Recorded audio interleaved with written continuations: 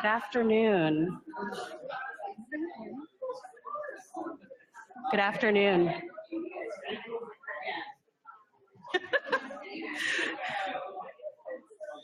Good afternoon, everyone. Hi, I'm Allison Chang. I'm the president of the Association of Print Scholars, and I'm so happy to see such a great turnout for today's lecture. So many familiar faces and a lot of new ones. For those of you who are new to APS, our organization was founded in 2014 with the mission of uniting the disparate parts of the printmaking world: artists, curators, art historians, dealers, collectors, paper conservators, and so many more. We aim to encourage innovative scholarship and interdisciplinary dialogue. We currently have over 500 members and recently celebrated our 5th anniversary. If you'd like to learn more about APS, I encourage you to visit our website, which is printscholars.org, and become a member. I'd like to thank our co-sponsor for today, the Art History Department at the CUNY Graduate Center, and the APS officers who helped organize this event, Elisa German and Danielle Cantor. So I'll hand the microphone over to our Vice President, Elisa, who will introduce this afternoon's speaker.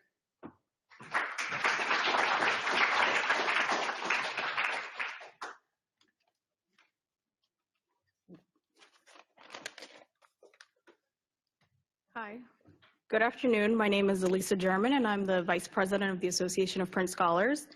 And it is my pleasure to introduce our distinguished scholar lecturer for this afternoon, Mari Carmen Ramírez.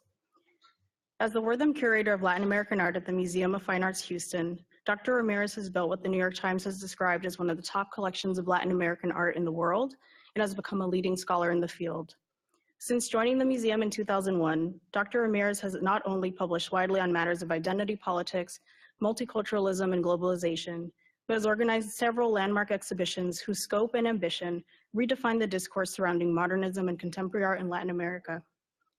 From her 2004 blockbuster exhibition, Inverted Utopias, Avant-Garde Art in Latin America, to her most recent show, the first large-scale US retrospective of Colombian painter, sculptor, and printmaker Beatriz Gonzalez, which closed earlier this week in Houston, Dr. Ramírez has set the standard for thoughtful, innovative, and critical engagement with Latin American avant-garde. Yet the Association of Print Scholars has long admired Dr. Ramírez for her efforts in showcasing past and present innovations in the medium of printmaking. Having begun her professional career in her native Puerto Rico, where she would organize the first museum retrospective of Puerto Rican graphic artist Lorenzo Omal, Dr. Ramírez has continually integrated works on paper into her scholarship and curatorial work. Likewise, under Dr. Ramírez's leadership, the Museum of Fine Arts Houston launched the International Center for the Art of the Americas in 2012, which is an ever-expanding digital archive of over 12,000 letters, manifestos, and texts that has become an incredible resource for those researching the graphic arts in Latin America. Furthermore, Dr. Ramírez has continued to champion and celebrate contemporary trends in printmaking by supporting long-held platforms like the San Juan Polygraphic Triennial, among others. We look forward to hearing a reflection on her personal and professional journey through prints and drawings in Latin America, and I would like you to please join me in welcoming Dr. Ramírez.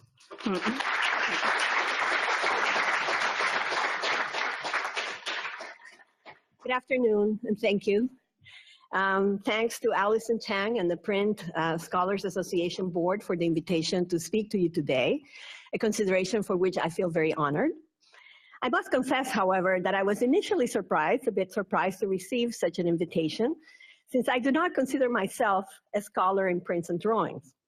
However, looking back at my 35 years of curatorial practice in the field of Latin American art, I realized that these media have indeed been a constant presence in my work since the very beginning.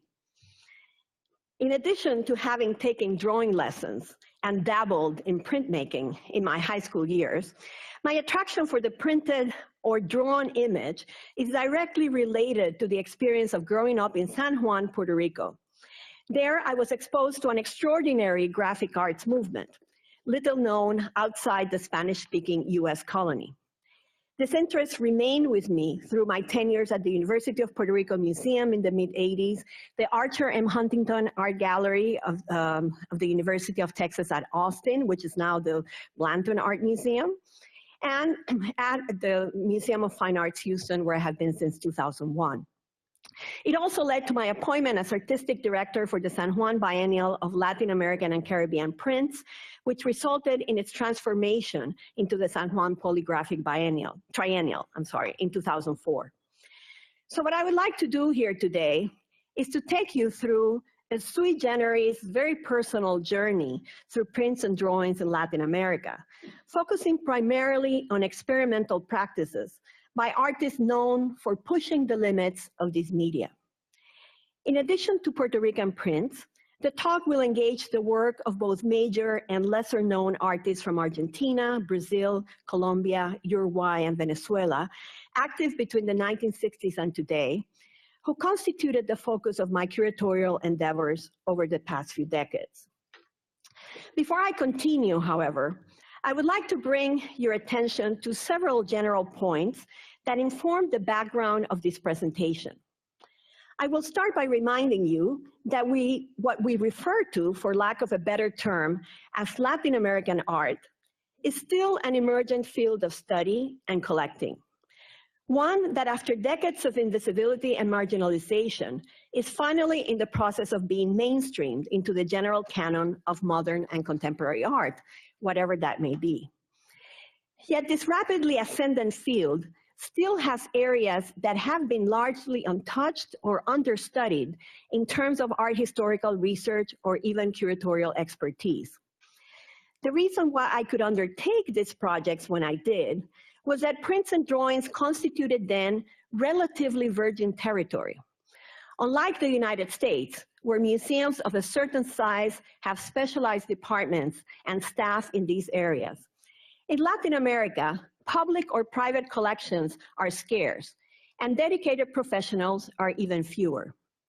Indeed, the largest and most comprehensive collection of this art is not in Latin America, but here in New York at the Museum of Modern Art.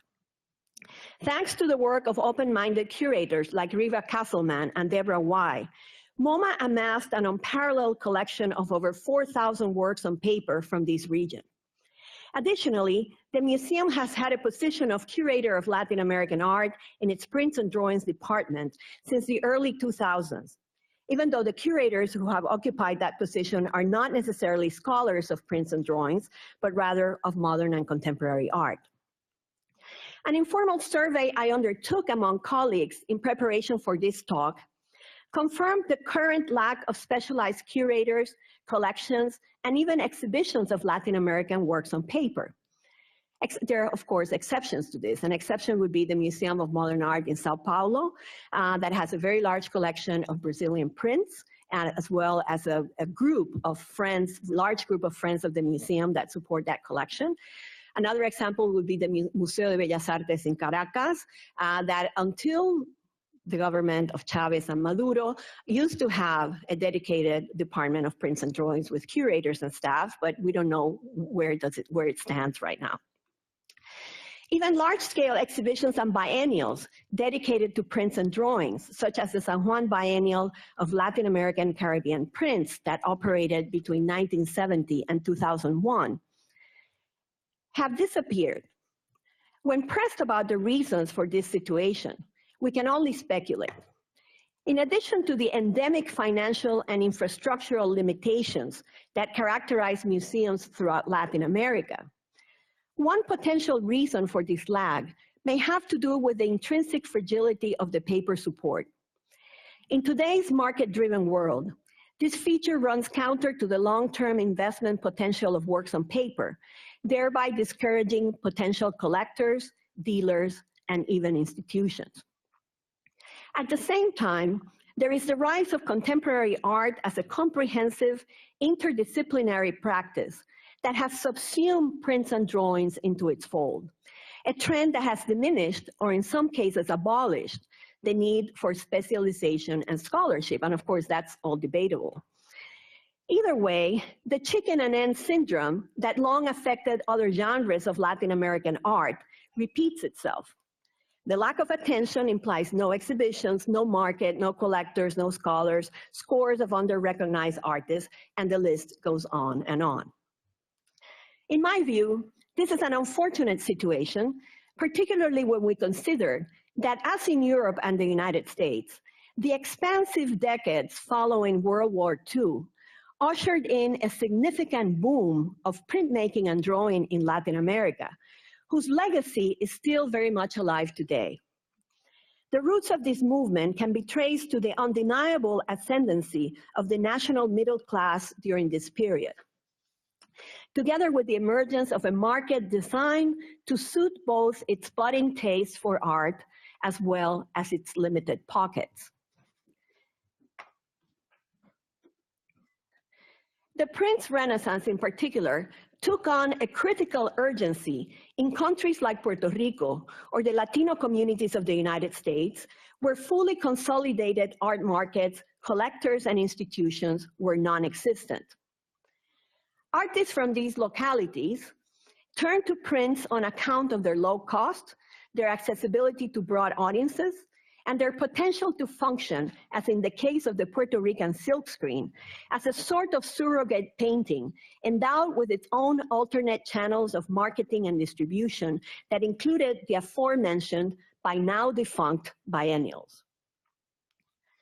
The surge of experimental drawing since the 1960s, in turn, took place in a region marked by social and political instability that resulted from the spread of authoritarianism and the ever-present threat of US imperialism.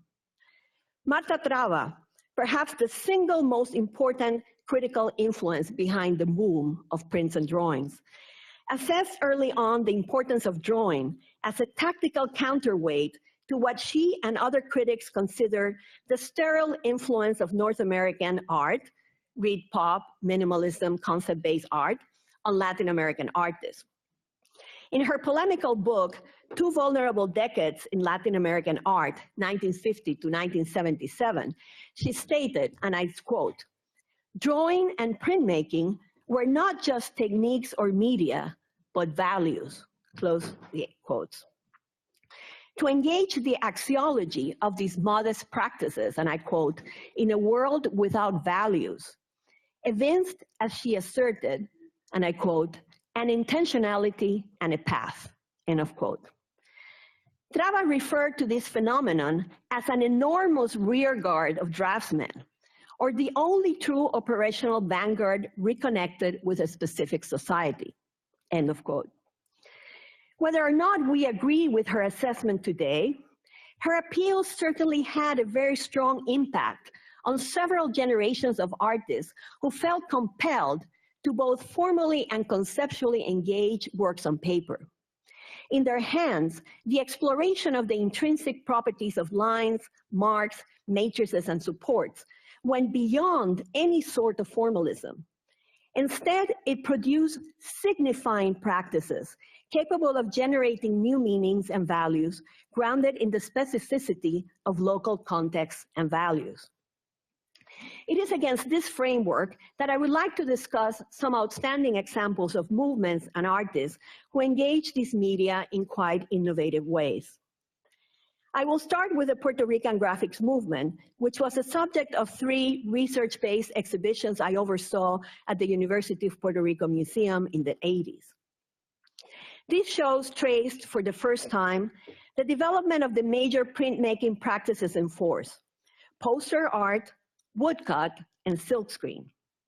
The starting point was the decade of the 1950s, a period that witnessed the equivalent of a cultural renaissance that accompanied the establishment in 1952 of the Puerto Rican Commonwealth. Following the models established in the 1920s by the Mexican mural movement, and in the 1930s and 40s by the US Works Project Administration, or WPA, the Puerto Rican government invited artists to return to the island and actively engage in nation and community building. The first locus of the movement was the Division of Community Education, or DIVEDCO, a government agency that hired artists to produce didactic materials in the form of posters, leaflets, photographs, and films aimed at educating the illiterate rural population. The emphasis on posters stimulated the emergence of the by now acclaimed Puerto Rican poster movement. At the same time, Nationalism led artists to embrace printmaking as a tool in the fight against US imperialism and in favor of Puerto Rican independence.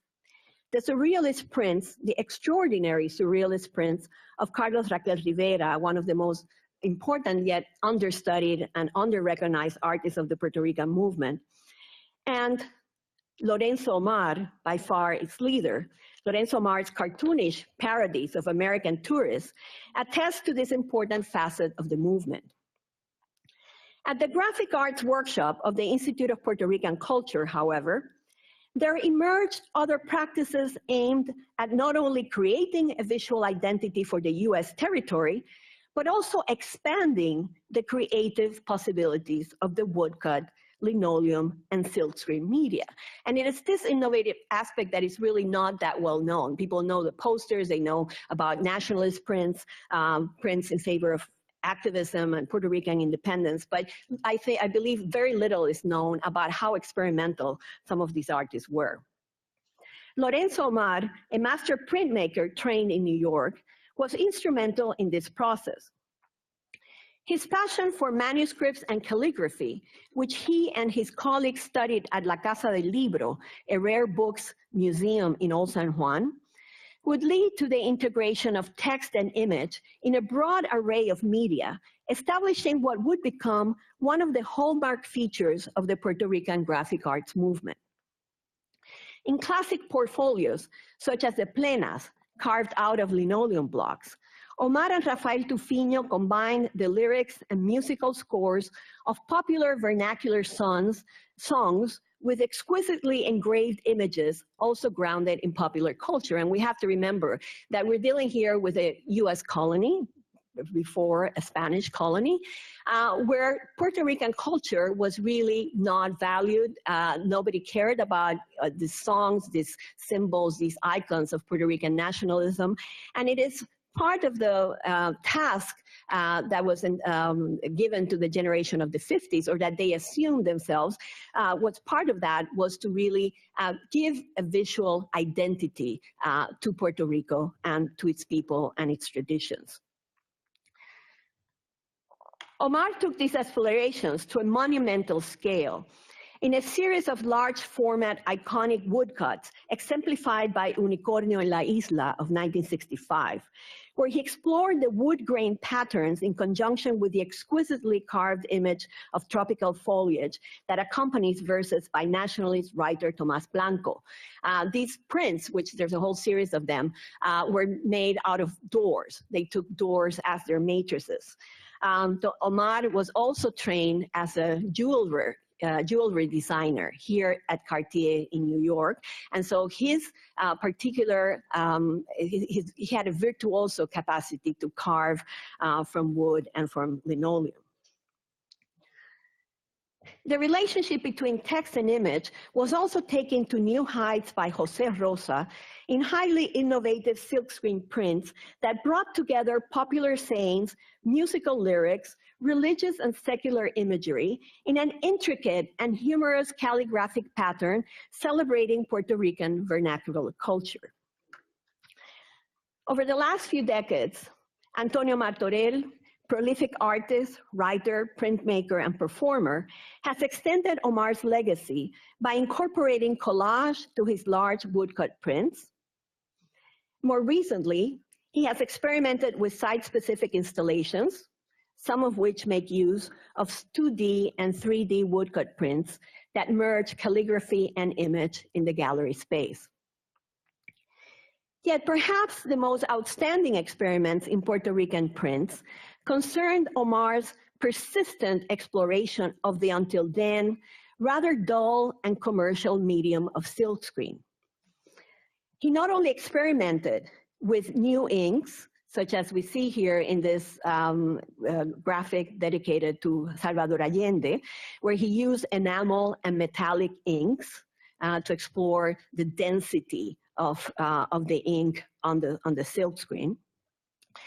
But he also transformed the silkscreen process through the incorporation of resources such as transparencies, glazes, collage, and relief elements associated with painting.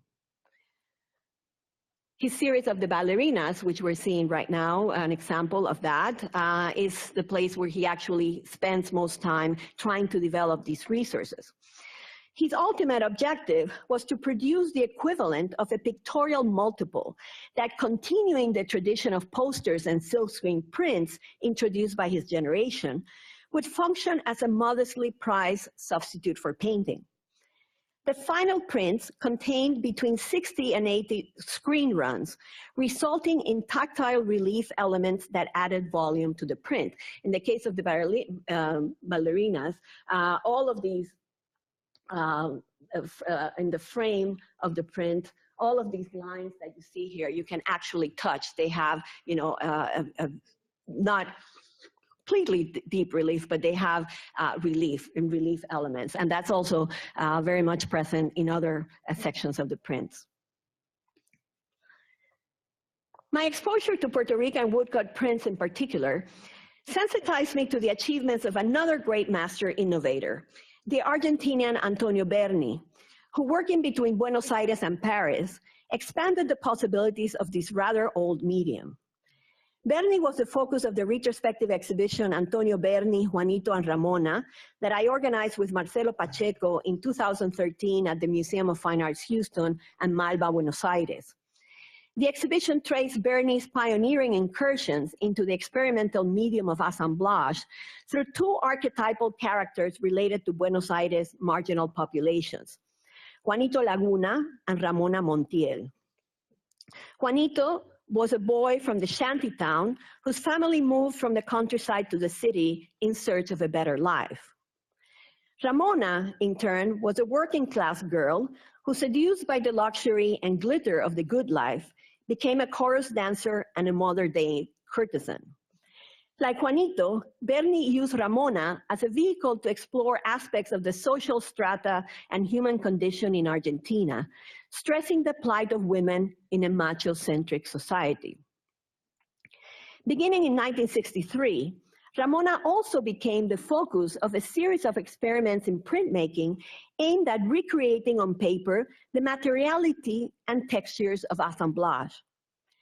Combining a type of embossing with collage, two procedures that until then had never been used together, Berni arrived at a technical approach that he coined xylocollage and xylocollage relief.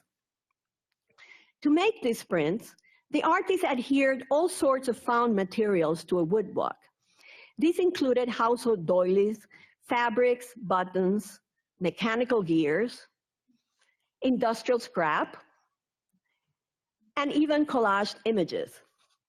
He then took paper dampened with water, pressed it against the block, and ran it through a press.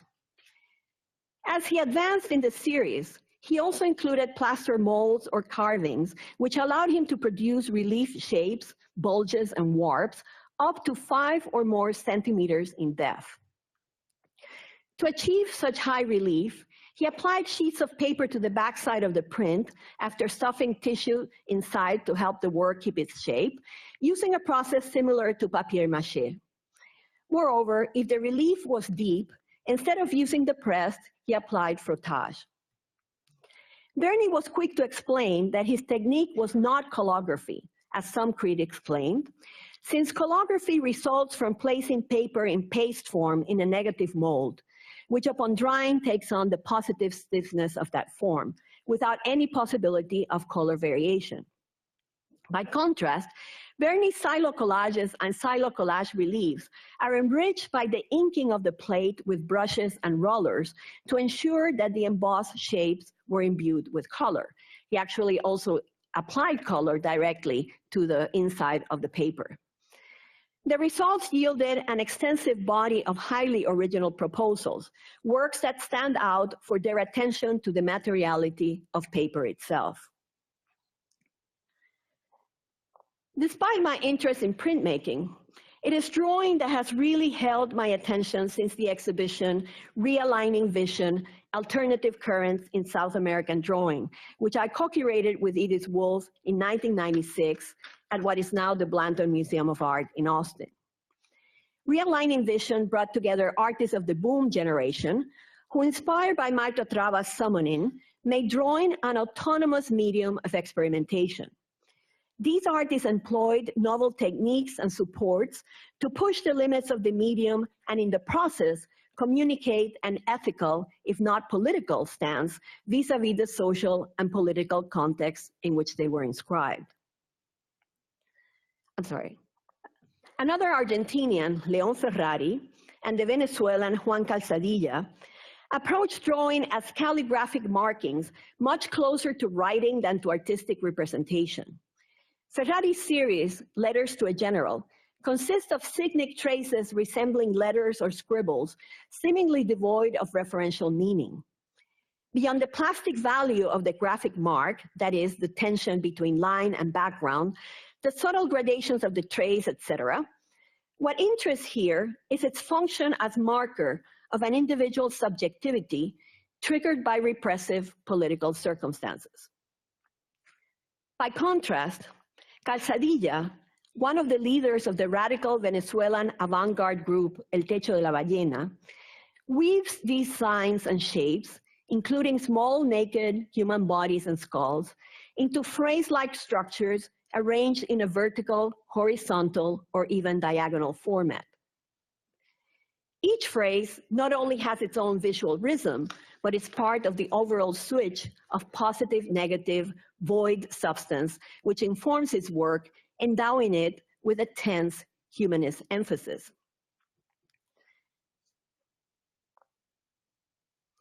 Produced in the mid-80s, while in exile in Brazil, at the height of that country's own dictatorship, Ferrari's The Architecture of Madness series brings together ink drawing, letraset impressions, and the blueprint diasotype reproduction process used for architectural copies to explore the devastating effects of state surveillance on individual citizens. And you're looking here at the matrix of what is the eventual diasotype print that I will show in the next slide.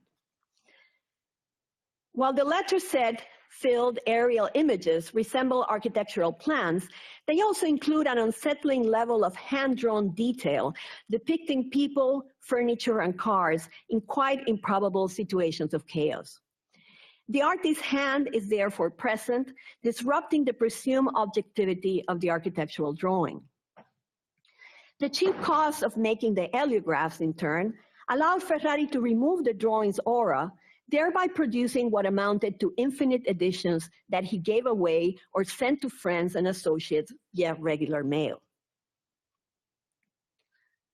On a completely different register, Emilio Renard, an artist from Argentina, almost completely unknown outside of his country, produced large-scale color drawings in biomorphic shapes and textures that are at once erotic and sinister.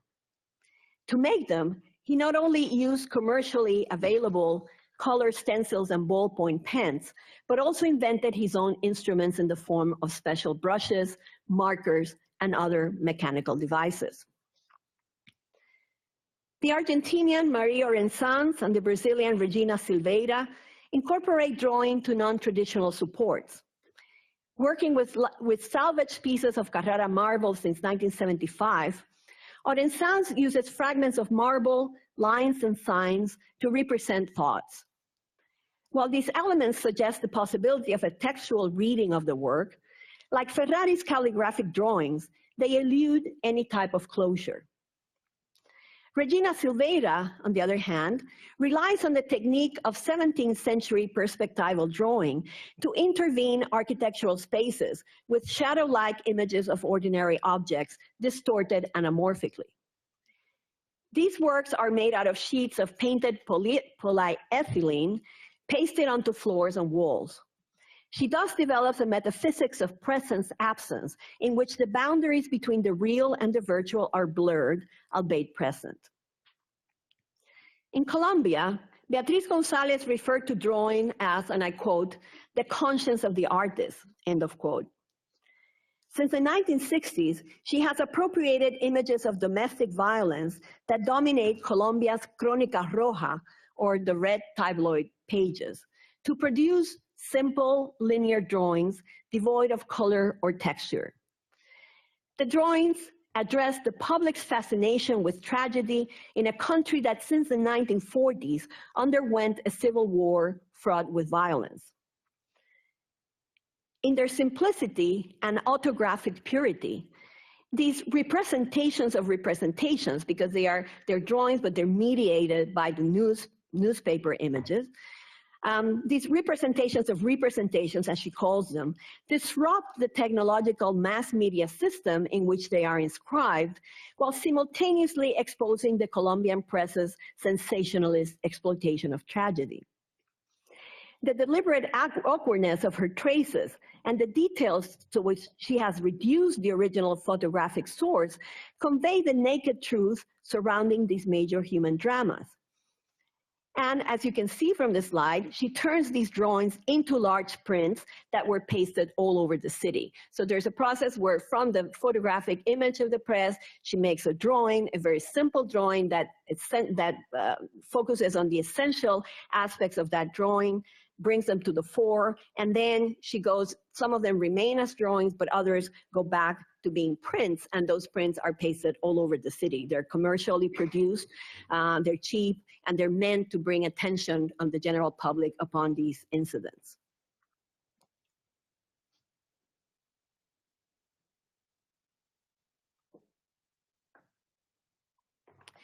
Two other Colombians, Oscar Muñoz and Miguel Ángel Rojas, experiment with the limits between drawing and photography, while at the same time incorporating novel materials and techniques to denounce broader sociopolitical realities also grounded in Colombia's civil war.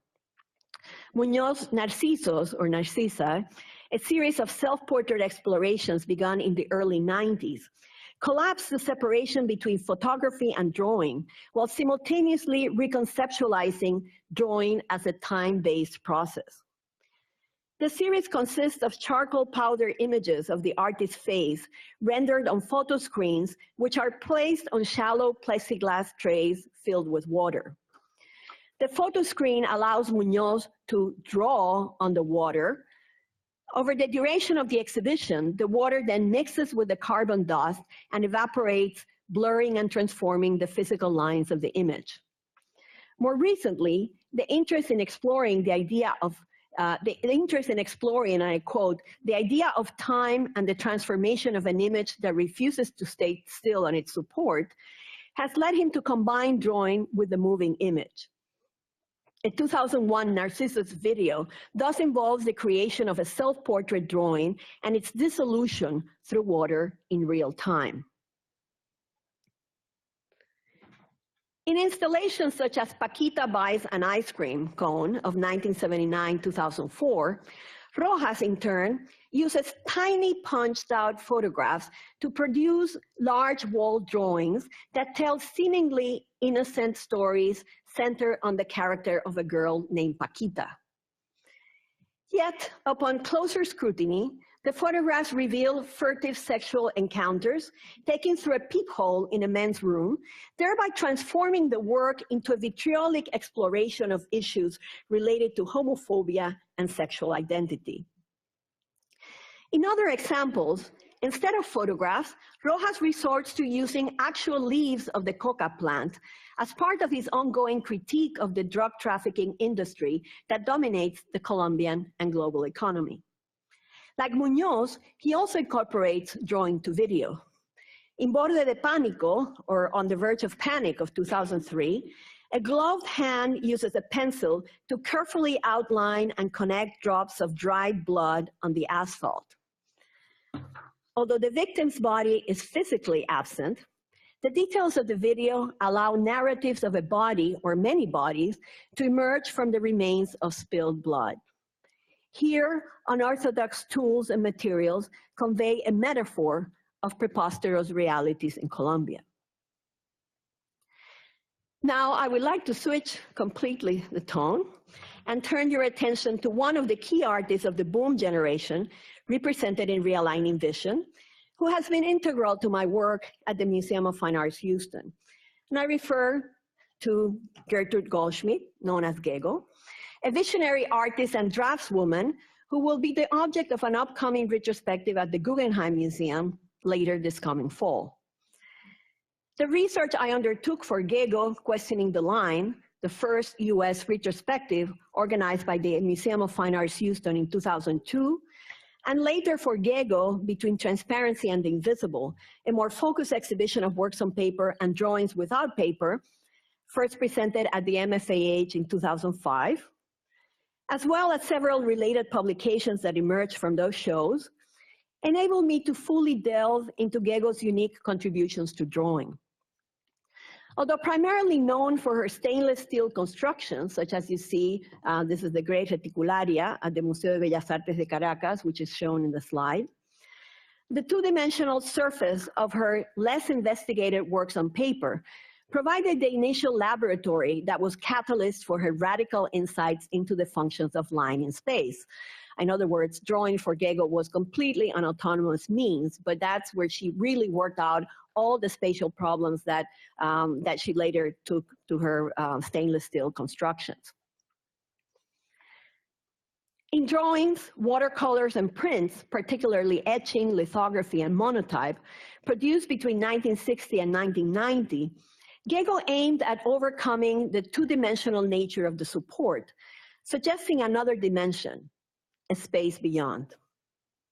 To convey this tangible space through drawing, she devised early on a method based on autonomous parallel lines, juxtaposed or arranged in overlapping sequences with the ability to imply depth without resorting to perspective. The lines induced a perceptual operation. The lines induce a perceptual operation whereby a particular volume appears to dematerialize in front of the perceiving subject. As a result, opacity transforms into translucence, allowing the viewer to peek into empty space, the equivalent of the void. In the large body of works on paper she produced between 1960 and 1980, Gego unfolded, regauged, and refined this relational linear method using a variety of devices that included brushes or felt-tip pens to modulate the width and intensity of lines and to create chiaroscuro effects. In other cases, she incorporated visual effects derived from a lifelong interest in sewing and weaving. For a 1965 ink drawing, for example, she went so far as stitching together the contours of two overlapping squares so that a crease left by the sewn line generates the perception that air itself is holding the squares in place. In other ink drawings, the effect of slightly curled, juxtaposed lines at the end of horizontal or vertical sequences suggests loose, undone threads, such as those found along the edges of woven cloth. In other drawings still, thin, almost ethereal cuts in the grid discreetly mediate the conventional nexus of foreground-background to the point of opening up an unsuspected density, one through which the paper surface discovers yet another plane in the innermost fibers of its flatness. In 1976, Gego took the radical step of liberating drawing into space. The resulting series, which she initially called Drawings Without Paper and consequently Without Frames, consisted of precarious constructions made of stainless steel wire and scraps of materials left over from her previous works, such as bronze, iron, and steel rods, galvanized mesh grids, threads, bolts, and leather sleevers. In the qualities of air, space, light that holds the paperless drawings in place, the qualities of air, space, light, and shadow come together in the in-between dimension that holds the paperless drawings in place. In this sense, whereas Gego's relational drawings operate in and are bound by the physicality of the paper, the experience of the drawings without paper works at a metaphysical level. The idea that best describes the experience of these precarious constructions is that of time at a standstill. Their atmosphere is conducive to contemplation, to passive perception of the pieces in their most simple yet intricate network or interplay of wires in space. To conclude, I would like to end this talk by showing you the work of 3 contemporary artists. In my view, they embody a continuum of the spirit of experimentation and social commitment that animated drawing and printmaking in Latin America during the boom years. The first is the Colombian Joana Calle. For the large-scale installation Obra Negra of 2007-8, she turned to galvanized wire, similar to the chicken wire used to cage poultry, to draw 77 images that depict shantytown houses and children's, mostly girls' bodies, merged with those houses. Working from photographs taken from newspapers or other sources, she transformed these images into pencil or ink drawings, and then into galvanized wire outlines that were sewn on cardboard. Photographic objectivity is thus subjectivized through the unpredictable imperfections imparted by the artist's hand. The merging of the girls' bodies with the outline of the houses suggests not only the young citizens' entrapment in urban misery, but also the poor, chaotic superposition of housing and living conditions in informal communities in Latin America. The Houston-based Argentinian artist Gustavo Diaz has developed an exceptionally original technique to produce a drawing directly from the paper support.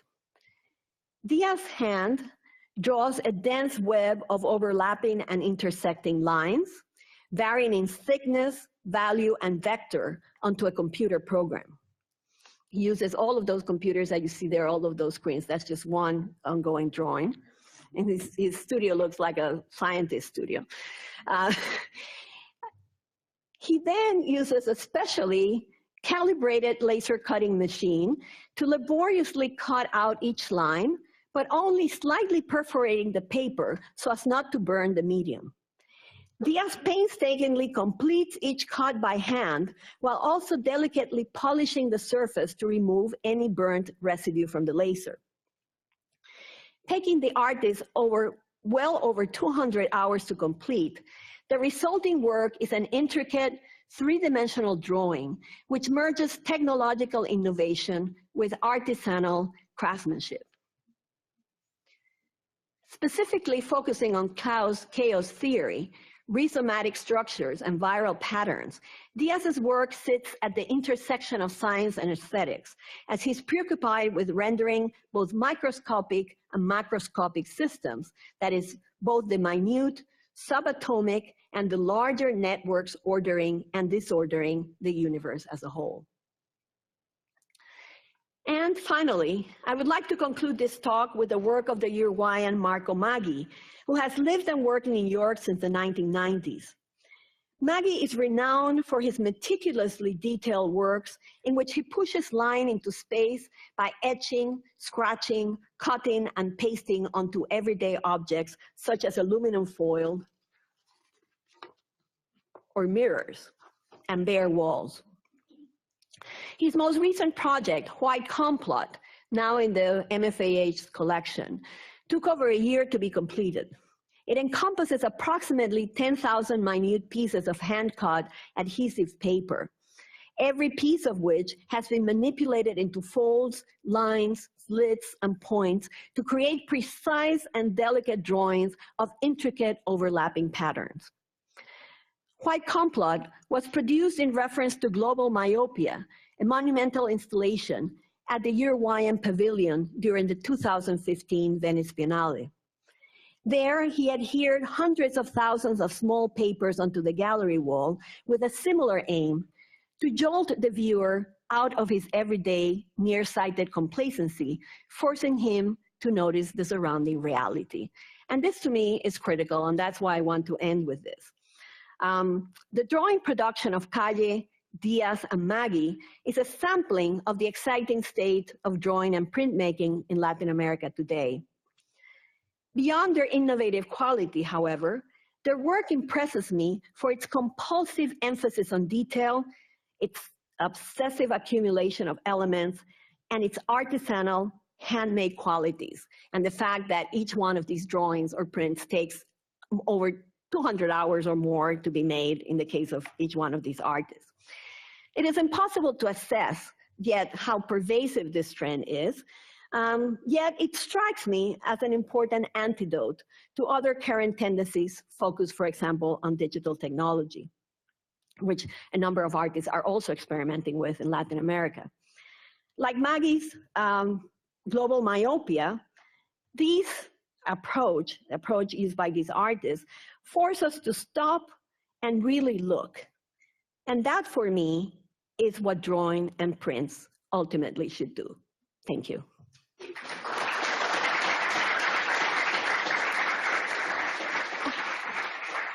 50 minutes.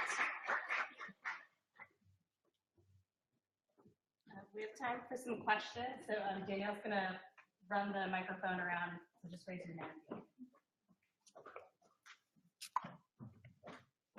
I thank you for, I mean, it's a lot to absorb, I realize, but, you know, it's the only way I could give a sense of what has happened or is happening. Yes.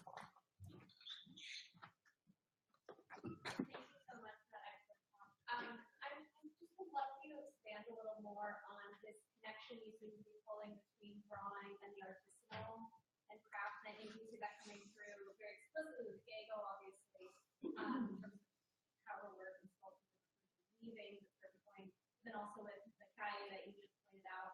And if you're seeing that come up anymore in this kind of this intersection between these between drawing and artisanal and weaving. Well, it may be that it's an interest of mine, and that's why I tend to focus on it. But it seems to me that, yes, it is an interest. I think that there's a sort of like going back, you know, to a kind of, you know, I mean, obviously there are artists who are trying to experiment with digital technology. When we did the triennial in 2004, we had a lot of that, and there were a lot of interesting experiments. But at the same time, there's like a, you know, really going back to the very basics of drawing and printmaking, and kind of discovering and exploring, you know, those areas. So I do think it's a trend. I can't put my finger on how many artists, you know, are doing that. But we have here, you know, 3 outstanding examples. And each one of these examples takes them hours and hours to do that, whether it's to sew the chicken wire onto the cardboard. Gustavo Diaz is he's kind of crazy. I mean, in the sense that, you know, he invests so much time and energy in doing these works. He works with these laser machine, of which I think he has now 4 or 5. I mean, he literally figured out how to use this machine in a way that not even the company that produces it knew was possible. So he's teaching the company now, you know, the possibilities of this machine. So I mean, and it's, you know, it's mind-boggling. You know, I mean, where did he get the idea and a laser machine, and, you know, to do all of that, he had to figure it out. And he works nonstop, very obsessively and very compulsively, you know, in producing these very innovative works. And Marco Maggi is the same thing. I mean, he's like in his own world, you know, doing this really minute, almost, you know, very, what do you call, miniature, you know, I mean, it's just, I mean, I think he must work with a loop or something, you know, to be able to do them in terms of the amount of detail that it takes.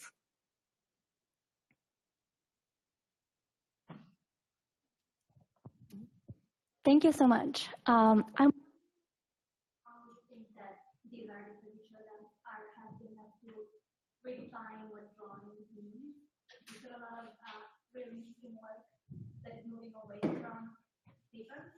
All these artists like operating variety material, use a lot of artists, or not just using themselves to optimize form.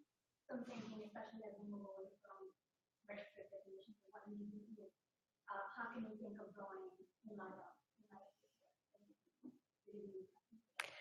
Well, I think drawing is anything, you know. I mean, it's very hard to really pin it down, you know, to one particular form of expression or one particular support. And I think that's what we discovered when we did Realigning Vision. When we started with that exhibition way back in the 90s, we were looking, initially we thought we were just looking for traditional drawings, you know, artists who worked with the figure or abstraction with lines and marks on the paper support. And all of a sudden we realized that there were all of these artists who had done away with that notion of drawing and we're doing all these other things. So I think obviously there is a sense of the work has to have a connection to drawing. I mean, it can't be just anything. But I think any support is valid in terms of a drawing. And the same thing with prints. When we did the polygraphic triennial, we had a woman who did cookies and embossed them with particular designs, and we considered that edible prints, you know, so, you know, and she considered it that way, we consider it that way too. So I think that that's what I find fascinating about drawing, you know, that the whole notion and concept of drawing can expand, you know, I mean, it can really receive anything because artists are ultimately trying to do two things. They're either trying to leave a trace of their subjectivity, which would be the autographic aspect of drawing, which is what the cavemen did initially when they left the register, you know, of what they were seeing, or they are trying to build a discourse, you know, do a more conceptual approach to drawing, which is far more abstract and which we see happening also in the 60s when all the artists start assimilating conceptual art and using drawing, you know, to elaborate, you know, their proposals or to leave the register of those conceptual operations that they were doing. So between those two extremes, you know, you find an immense variety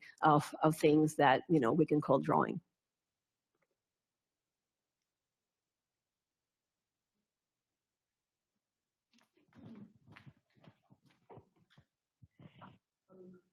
At the end of your wonderful lecture, you say that the purpose of the drawing is to say, stop and look. But what occurs to me about the fabulous real contemporary artists and all the ones before is that they're also saying, look, not just at the work of art, but at the social implications of it. And it's, to me, a very powerful connection because in some ways it goes back to the origins of printmaking in many Latin American countries, which was to send a broadsheet protesting something or telling everyone to say that you come to the main square and protest or whatever. I mean, am I right? Yes, absolutely. And because that was Marta Trava's main point, how she defined it for that generation, that drawing should be about generating values, you know, about being a signifying practice. And what we also found out when we were doing that exhibition and my posterior work with some of these artists, is that they're not, I mean, they're not, when you talk about formal innovation or pushing the limits, you know, you can do that, but be within the strict boundaries of formalism. I mean, just, you know, do innovation for innovation's sake and not necessarily trying to make any other statement. But what we find in Latin America is that consistently there is you push the boundaries of the medium, you experiment with the form and the techniques, but that serves a purpose, a social and political purpose that may not be explicit at all because they're not doing social realism or they're not doing figurative art or any of the sort. But there's an implicit, whether it's the mark, how they make the mark, how they, you know, intervene, the support, what kind of support they use and to what purpose. There's this idea of drawing and printmaking being signifying practices. And that, of course, is also, it goes hand in hand, you know, with the social and political instability that these countries have experienced, you know, since the 1960s, particularly with repressive regimes in the 60s and 70s all the way to the 80s. You have more than 11 countries in Latin America that were under autocratic regimes or dictatorships, and some of them experiencing very strict repression. So, so drawing becomes a way, you know, to react to that, and prints certainly do that, because prints participate in all the political movements. They're a tool of activism, obviously.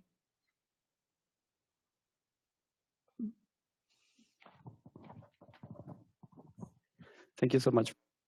I was wondering if you could expand a little bit more on the connection between science and art, and whether these explorations in different materialities and technologies have allowed artists to also explore different methods artistical discourses or experimental art, political practice, more ontological broader level perhaps?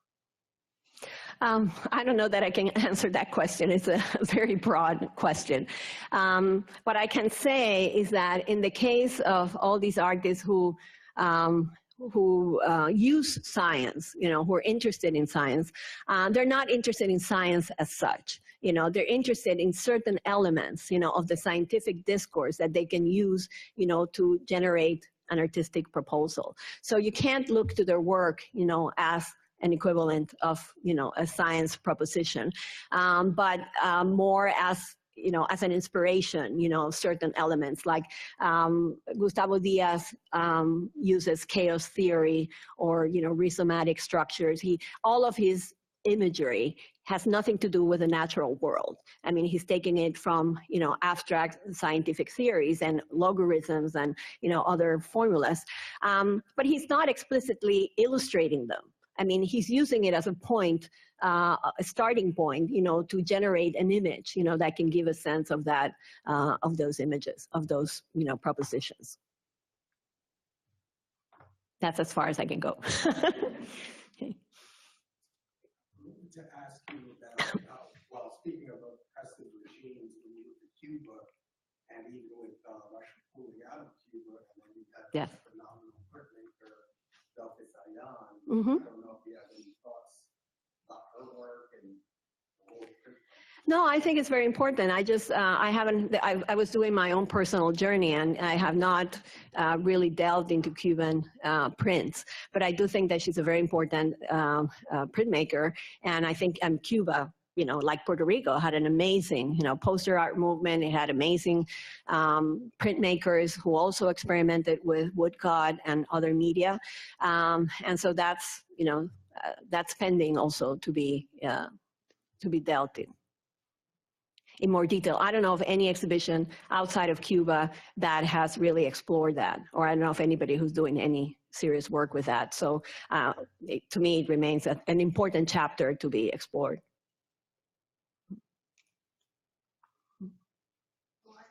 Yeah.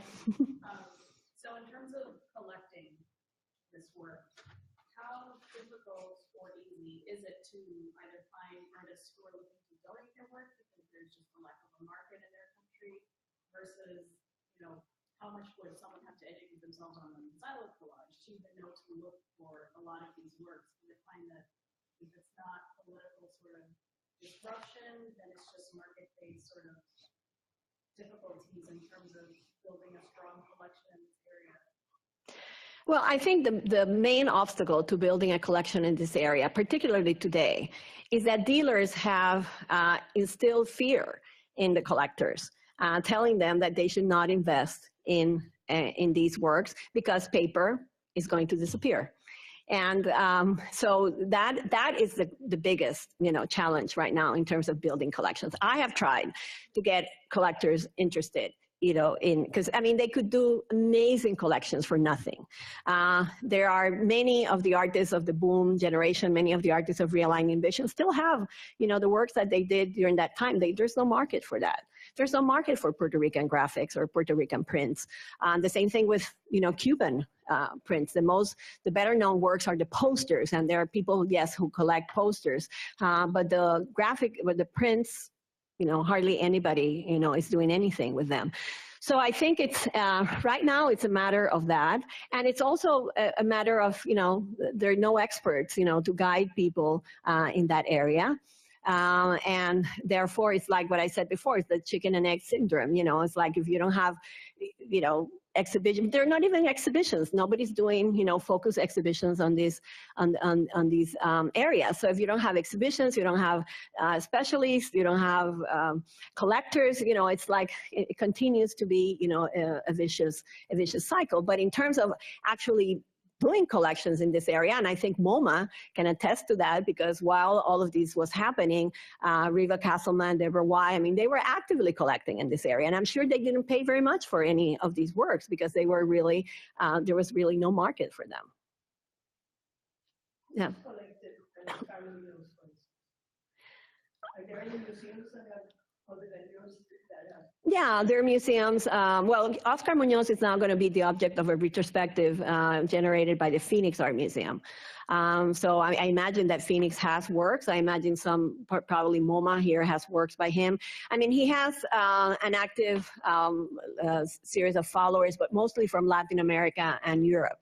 And he's somebody who's now doing extremely well. When I first met him, we bought the Narcissus, really nobody knew Oscar. The same thing with Miguel Angel Rojas. They have now a more established presence, but not so much here in the United States. It's mostly Latin America and Europe. Because it strikes me that you need a long view Mm-hmm. of what an artwork is, and as you see that work disintegrate Mm-hmm. into, Yeah. it's a fascinating Yeah. thing. I was lucky to have, because I received your beautiful show Yeah. at a museo, I was lucky to see those 9 pieces changing over Yeah. 3 months, and it was the most fascinating thing. Yeah, but in the case of Oscar Munoz and Miguel Angel Rojas, as well as other artists, Regina, all of that, I mean, there are collectors of the works because they're interdisciplinary, and so they cross boundaries with photography. So you have people in photography collecting their work, you have people in video collecting their work, but I don't know that people collect their works on paper. You know, I mean, that is a more difficult proposition. With Miguel Angel Rojas, he does these kind of drawings with the coca leaves. So that's attractive for people. But if he were to do just a regular drawing, I don't know that people would be interested in buying that particular piece. And so I think that there's something to ponder there in terms of how contemporary art has also blurred these disciplines. And all of you who are specialists in prints and drawings, you may have more to say. I would like to learn more from you about that, because it seems to me that, yes, that there's on the one hand is this problem of the vulnerability of paper. There's also, don't forget, the fact that because nobody has really paid very much attention to this, the work is in bad state. You know, right now I'm trying to buy some of these works from Puerto Rico, and I've put out the word that, you know, Houston is interested in doing a collection of Puerto Rican graphics. And, you know, people are calling me, but then they show me the work and, you know, it's not in good state. You know, so a museum like Houston is not going to buy a work that is deteriorated. And that has happened. Why? Because Puerto Rico, there's 100% humidity, and people have had these things in their balconies, and, you know, and so there's, you know, a conservation aspect that is also very, very troublesome in many cases. Yeah. I think another issue we get as well with works on paper and drawing, and what you alluded to, what we talked about quite explicitly actually, is that it's a more affordable material that circulates. So in these contexts, it was very useful. But then what we get from that is these circulating materials and drawings, such as artist books, such as mail art, often end up in archives as well, rather than in museum collections. Yeah. And that has its own conservation issues as well, and also accessibility things. Right. Absolutely. Yeah. Mm-hmm. Yeah. Cecilia. I have to say that regarding the exhibition of works on paper, in my gallery, I have showed, for example, Leon Ferrari for the first time, and also the work of Gustavo Diaz. Yes. Yes, I know, Cecilia, but you are an exceptional case. Yeah. Yes, and I have to say, and I had it in an earlier version of the talk, and then I had to edit, but I have to recognize that I got to know Gustavo Diaz through Cecilia's gallery, even though what he was doing at the time was like nothing compared to what he's doing now. But that's the first time that I saw a drawing by him. And then I saw him again in Buenos Aires, where he really blew my mind. He was already doing things on plexiglass and finding his way to what he's doing right now. But yes, Ferrari had an exhibition at MoMA. I don't know that that changed anything for Ferrari. Right now, you cannot sell a Ferrari, and there's no market for him. So, you know, these things are are very, it's very curious how they happen. And perhaps if Ferrari had been a painter and had an exhibition at MoMA, then, you know, he would be a sensation. But the fact that his work is, you know, precarious and, you know, on paper, doesn't really cut it for him, for the collectors and the market. Mm-hmm. Is there such a thing as far as you know, in a museum of drawing? Anywhere? Yeah. In Arkansas, there's a museum that's really focused on drawing. Almost, I don't know. You mean the Arkansas Art Center? Yes, I mean their collection of drawing is Yeah. huge contemporary. Yeah. I don't know. I don't think that they have any Latin American drawing. I mean, yeah. Yeah. And the second question was, how avant-garde was the drawing center when it was formed here in New York in the 80s and so on? I think it was very avant-garde, yes. I mean, the Drawing Center has done a magnificent job, yes. But they do very little work with Latin America. I mean, I brought, my drawing exhibition was shown here, of Gego, the Between Transparency and the Invisible was shown there. But I don't know that they actually do a lot of work with Latin American or Latino artists. Yes. Mm-hmm. But we have, I guess, the Drawing Center, it's in its own world. We haven't seen the impact of that, you know, outside. I mean, perhaps in New York, yes.